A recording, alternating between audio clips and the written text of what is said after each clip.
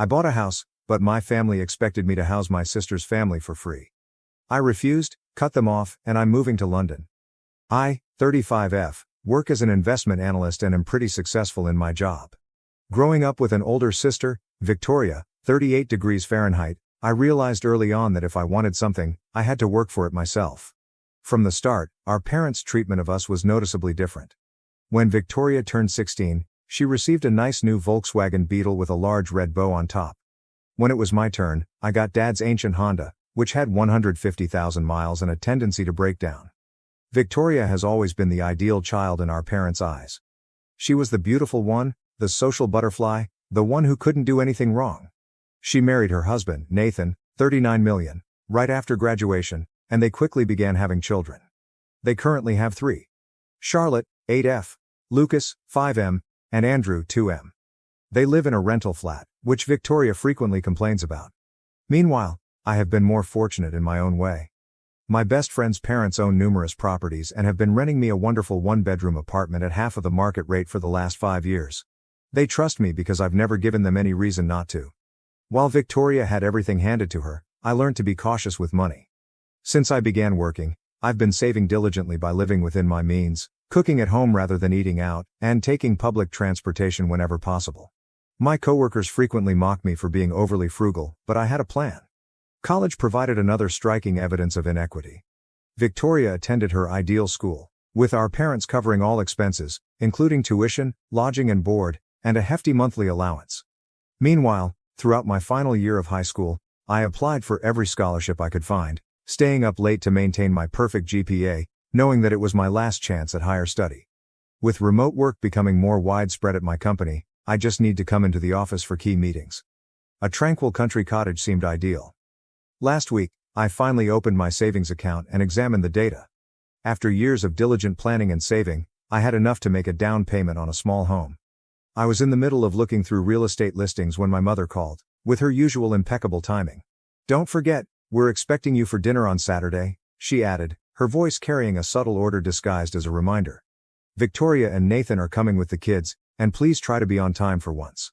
I arrived at my parents' suburban home at precisely 5:05 p.m. that Saturday. Their driveway was already full with Victoria's minivan, so I had to park on the street.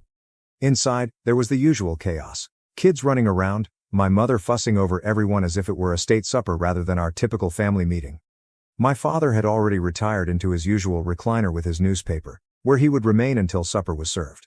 The traditional dinner complaints circulated. Nathan complains about his demanding supervisor and difficult project deadlines. Victoria laments their tight flat and the children's constant demands. Dad expressed concerns about the economy and gas prices. Mom frequently adds to the commotion by commenting on everyone's eating habits and portion amounts. During these evenings, I mastered the art of mental escape. I took advantage of the hubbub by checking my phone under the table and scrolling through a lovely small home I had discovered. 2 bedrooms, a large kitchen, and a stunning garden. The pricing was within my budget. The listing images depicted a beautiful wraparound porch, ideal for a set of rocking chairs. The prospect of sitting there with my morning coffee made me happy. "What's so interesting on that phone? You barely touched your food." Mom's piercing voice broke through the background commotion. Her hawk-like eyes never skipped a beat, despite the commotion. I could have made something up about work, but perhaps the warmth of the fantasy still lingering in my head compelled me to be honest. "Actually, I'm looking at houses. I'm thinking about buying one soon." The silence that followed was terrible. You could hear the ice cubes settling in the water cups. Even the children realized something had changed. Charlotte paused in the middle of a conversation about her school performance. Lucas halted, fork halfway to his mouth. Even tiny Andrew stopped slamming his spoon against his high chair. Victoria's head shot up so quickly that I worried she could suffer whiplash. Nathan's incessant rants about his boss ended in mid-sentence. Mom's hand paused in the middle of reaching for the salt shaker. Dad's newspaper descended gently, like a curtain, showing his astonished expression. "Buy a house?" Mom asked, as if she hadn't heard me right. "You?" "Well, yes," I admitted, immediately regretting my candor. The way they all looked at me made me feel like I had announced plans to invade Mars. "I'm just looking at options right now, nothing definite." "What kind of house?" Victoria said, her voice retaining the strangely pointed tone she used when she felt frightened. It was the same tone she used when I received a higher SAT score than she did, just before convincing our parents that I had cheated. I haven't really decided yet, I answered ambiguously, attempting to change the conversation. But I could sense their minds working, unspoken thoughts nearly palpable in the air. My parents exchanged profound looks, the type they'd honed over decades of marriage. Victoria kept looking at Nathan, who had suddenly become quite interested in his mashed potatoes. The typical supper bustle soon resumed, but something had changed. The talk felt forced, as if players had forgotten their lines and were desperately trying to finish the show. Even the children appeared to pick up on the stress, and their usual loud demeanor subsided. A week later, my phone began to vibrate with Mom's calls, during an important Zoom conference. After her third effort, I called back during my lunch break, expecting an emergency. "Finally," Mom said, her voice practically trembling from joy. "I found the perfect house for you." Martha from church informed her of a listing in her neighborhood. "It's absolutely ideal." I set down my half-eaten lunch, immediately felt a headache forming. "Mom, I haven't even asked for help finding a house." But she was now in full stride and unable to halt. "It has 5 bedrooms. No, 6. The master bedroom is huge, and there are these adorable children's rooms with built-in closets." I blinked. "Oh, and the backyard. There's already a playground installed, can you believe it? And the location is just perfect. Walking distance to St. Mary's Elementary School and the public library." I stroked my temples, trying to remain cool. "Mom, I appreciate you thinking of me, but that's not what I'm looking for at all. I want a small country house, something cozy just for me. I don't need multiple children's rooms or a playground." "Don't be ridiculous," she yelled, her delight quickly turning into frustration. "You can't just think about yourself, you need to plan ahead. This house is perfect. Martha says the owners are motivated to sell quickly." After she hung up, Victoria began sending out an endless stream of postings for large family houses. Each subsequent message delivered another 4 to 6 bedroom house with numerous baths, large yards, and close proximity to schools and parks. By the 20th message, I had stopped checking. It was evident that they weren't listening to what I really wanted. Instead, I contacted Amanda Cha, a realtor with glowing recommendations. During our first encounter, I was struck by how well she listened. "I want something small and cozy," I explained. "A country house, not too far from the city, with good internet for remote work. Maybe a small garden where I could grow herbs and vegetables." When I told her about my pricing range, her eyes brightened up. "I think I might have exactly what you're looking for. It just came on the market yesterday." The house she showed me was ideal, a lovely 2-bedroom cottage located 40 minutes from the city. White siding, dark green shutters, a wraparound porch with room for rocking chairs. Sunlight poured in via huge windows onto an open-plan living room. The kitchen was not large, but it had been redone with butcher block worktops and modern appliances. A wood-burning fireplace dominated the living room wall, and I could envision nice winter days spent reading beside it. Upstairs, there were 2 modest bedrooms and a bathroom with a clawfoot tub, which I fell in love with right away. But the sunroom sealed the deal. There are windows on 3 sides that view a well-kept garden with raised beds and a small greenhouse. I could immediately envision myself spending weekends there, surrounded by greenery and natural light. The owner offered a quick closing discount, and I accepted without hesitation. The following few weeks were a blur of paperwork and preparation. I put down a larger down payment than was required, keeping the monthly payments manageable, using the money I had carefully saved all these years. While my family undoubtedly believed I was being cheap, I was actually building my future. After everything was finalized, I planned to announce the news at the next family dinner. Mom had just started discussing another house. "Barbara next door is selling. She'll give us, you, a good price." "Actually," I interrupted, unable to suppress my joy, despite their past attempts to sway my decision. "I've already bought a house." The hush was absolute. Even Charlotte, who is normally unstoppable, paused in mid-motion. I took a big breath and began detailing my new house, my voice full of enthusiasm despite the mounting tension around the table. "It's this beautiful cottage, about 40 minutes outside the city. 2 bedrooms, the most amazing sunroom, and there's even a small greenhouse in the backyard.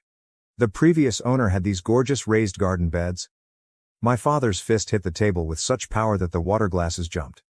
"Are you out of your mind?" he exclaimed. I had never seen him that angry before. Andrew burst into tears as he heard the startling boom. "How dare you buy a house without consulting us first?" My mother's cheeks had turned an alarming red. "After all those perfect family homes we found? Why would I need to consult you about buying my own house with my own money?" I inquired, feeling as if I had wandered into some strange parallel dimension. Because we had it all planned out. Mom practically screamed. Barbara's house would have been perfect, right here in the neighborhood, plenty of room for everyone. Room for everyone? I asked slowly, growing confused. It's just going to be me living there. The hush that ensued was deafening. Mom and Dad exchanged glances as Victoria sat there with an unusually serene demeanor. Nathan was suddenly quite interested in his plate. Actually, Mom explained in a tone that made my blood run cold. The plan was for Victoria, Nathan, and the kids to live there with you. I waited for the punchline. It didn't arrive. Victoria nodded, as if everything was totally normal. We're so cramped in that apartment. Your house would give us all the space we need, and since we wouldn't have to pay rent or utilities, we could finally start saving money. I gazed about at their dead serious expressions. Dad's severe condemnation, Mom's righteous rage, Victoria's entitled expectation, Nathan's awkward avoidance. Years of memories flowed back. Every time, Victoria got what she wanted while I worked twice as hard for half the pay. Every time, my successes were ignored while her slightest achievements were praised. You all just assumed I would buy a house for Victoria's family to live in? Well, of course, Mom threw out her hands, as if I was being intentionally cryptic. That's what family does. This isn't helping? This is expecting me to house 5 people without even asking me. You're being selfish, Victoria shouted, her cool demeanor breaking. The kids have to share rooms? Andrew's crib is in our bedroom. It's not fair to them. You need to cancel this ridiculous purchase immediately, Mom commanded, her voice harsh with the control she had exercised over me for 35 years. Barbara's house is perfect, right in the neighborhood. No. I stood up, scraping my chair against the floor.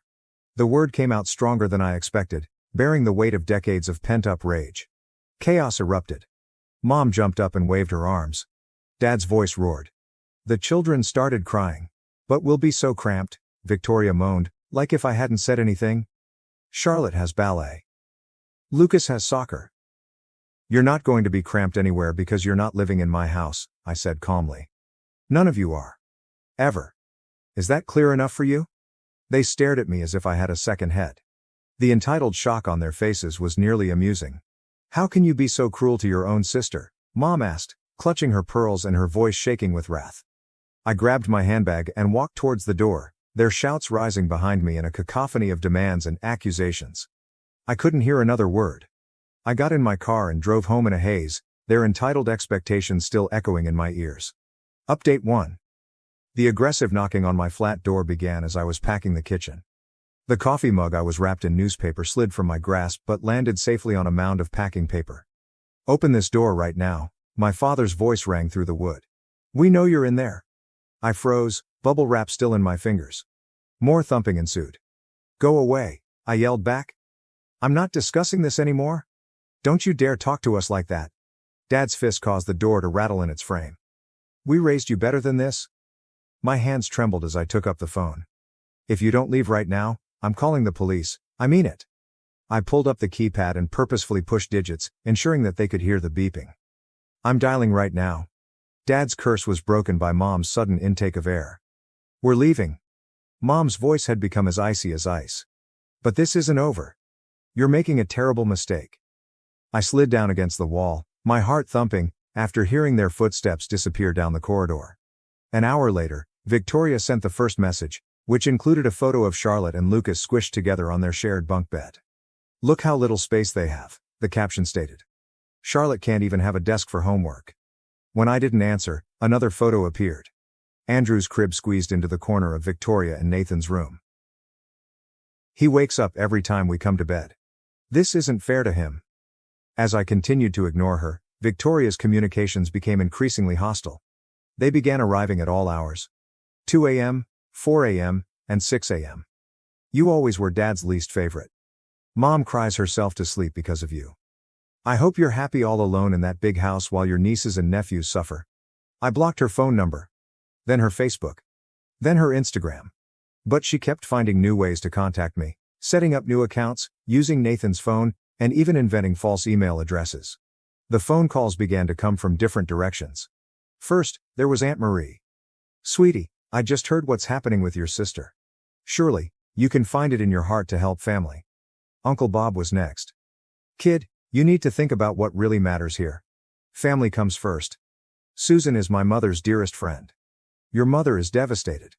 How could you do this to your own family? Even my former high school teacher, Mrs. Peterson, whom my mother still saw at church. I always thought you were such a kind student. I'm so disappointed to hear about this situation with your sister. They all sent the same message. I was selfish, heartless, cruel. I should give up my home, my goals, and my independence to help Victoria. None of them seemed to wonder why Victoria's living predicament was my concern. After 2 weeks of incessant pestering, I'd had it. I went to my cell carrier and changed my phone number, giving it solely to my employer and a few trustworthy pals who had not chosen sides in this fiasco. Moving day was blissfully quiet. I chose a moving firm I'd never used before, ensuring that my relatives couldn't track my address using common local services. The movers worked quickly and professionally, and by dusk, I was standing in my new living room, surrounded by boxes and possibilities. That first night at my cottage, I sat on my veranda with a cup of tea, listening to the crickets and watching the stars appear. There's no traffic noise, no sirens. There's no family turmoil. Just peace. I felt something inside me suddenly relax. A tightness I hadn't realized I'd been lugging around for years. I occasionally checked their social media updates. Victoria posts passive-aggressive status messages about family betrayal and selfish siblings. Mom's barely veiled posts about ungrateful children and family obligations. Relatives and family friends made comments, everyone taking sides without understanding the whole tale. But here's the thing. None of it concerns me anymore. Their comments can't reach me in my new refuge. I turned the second bedroom into a home office, positioning my monitors to face the window so I can watch birds visit the feeder I erected.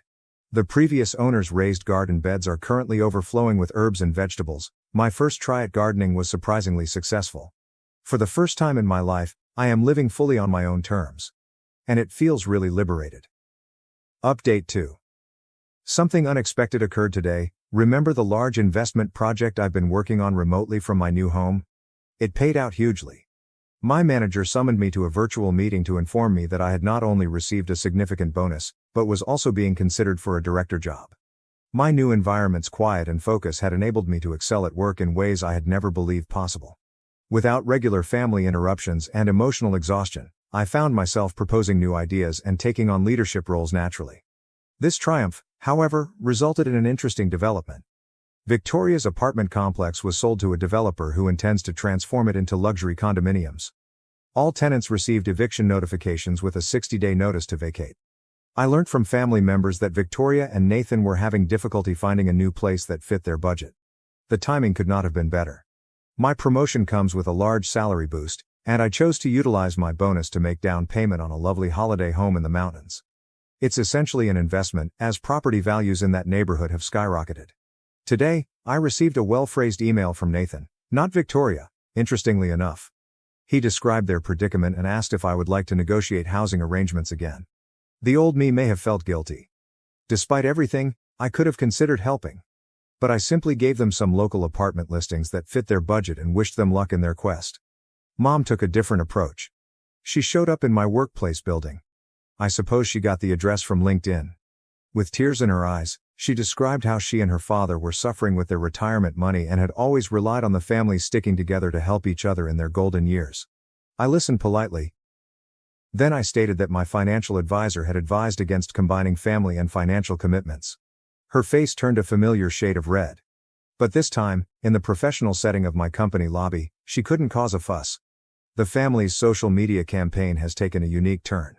They are now writing about wealthy people who have lost touch with their roots, as well as stories on toxic individualism in modern society.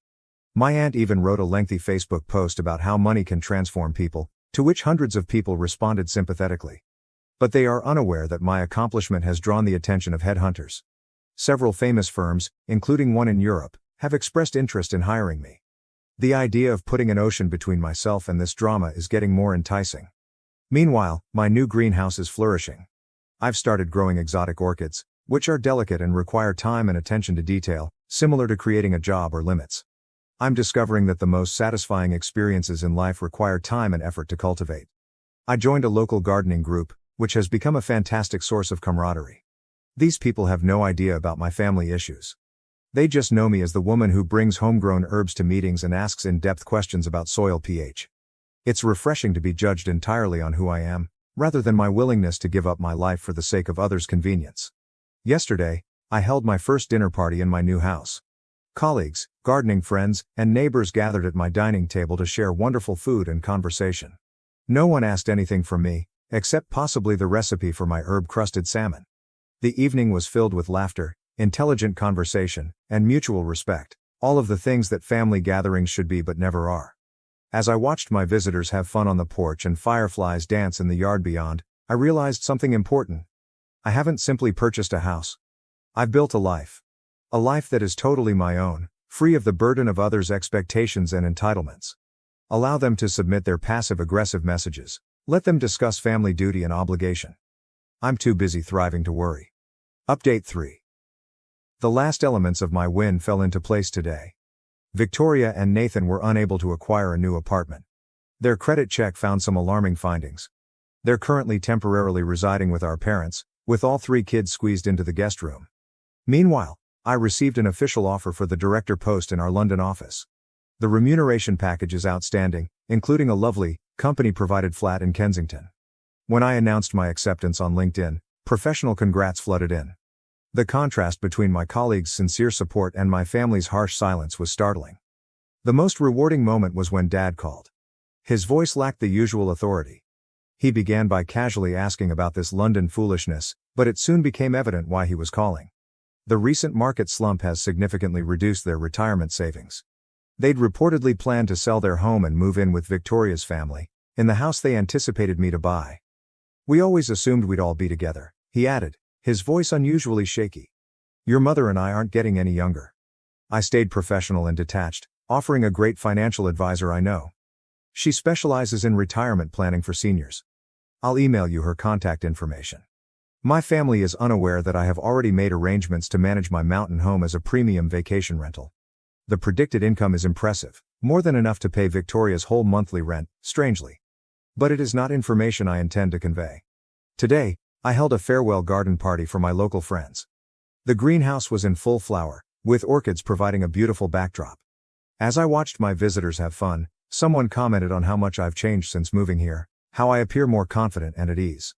Later that evening, while packing for London, I discovered an old photo album. There was a photo of teenage Victoria receiving her brand new Volkswagen, and I was standing in the background next to Dad's ancient Honda. The recollection no longer stings. Instead, it makes me realize how far I've come. I am retaining my rustic cottage. It will be my getaway when I visit the United States. The garden will be maintained by a nice retired couple from my gardening group, while the house will remain my sanctuary, free of family strife. Tomorrow I'll board a flight to London. My family does not yet know. They will find out when they see my social media posts from Hyde Park or along the Thames. Victoria will probably write about sisters who desert their families. Mom will share articles on expats who regret abandoning their loved ones. But sitting here in my sunroom one final time before my early morning journey, watching the sunset paint the sky in vibrant colors, I feel nothing but peace. Sometimes the greatest victory isn't winning the battle, but choosing to leave the battlefield entirely. Allow them to deal with their cramped living conditions and financial challenges. I'll be too busy enjoying my new life in London to read their social media updates. Sometimes the best retaliation is simply living well. Thank you for watching. If you haven't subscribed yet, please do so and hit the notification bell to stay updated with more shocking real-life stories happening around you.